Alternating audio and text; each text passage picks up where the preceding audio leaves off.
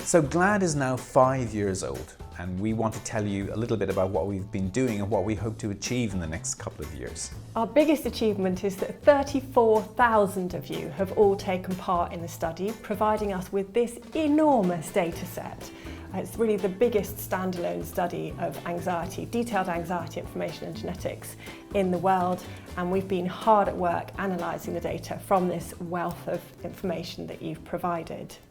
So we're doing quite a few studies looking at the subtypes of depression and anxiety. So for example, we're looking at typical and atypical depression. We're looking at anxiety disorders characterized by fear and characterized by worry. We hope by doing this we'll gain a better understanding of how and why some people respond better to different types of therapies, be they psychological or medication. One of the things we've heard from so many of you is that you'd really like to help us better understand what treatment works for whom and why, and that the trial and error of working our way through different kinds of treatment is such a hard way to engage in services. So one of the most exciting things that we're doing in GLAD is working on predicting treatment outcomes. We really hope this will help us move towards what we call personalised treatment, which is where you would have a treatment suggested to you on the basis of a sort of profile score, and genetics could be part of that.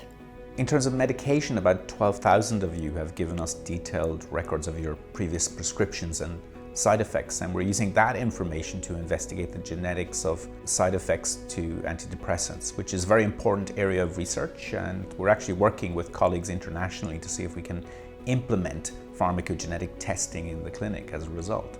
Yes, I think you said it was something like 70,000 people that we have now across the 3 studies, so GLAD and our colleagues in the Netherlands and in Australia, that we all have the same measures of depression and genetic information. So that's a very large pool of data with which to test these questions that we're really excited about. We hope by taking depression measured the same way across so many cases, we'll be able to discover much more about the fundamental biology of depression than has been possible to date. By discovering new biology, we should be able to discover new mechanisms that can be targeted by new and different therapeutics, so new medications.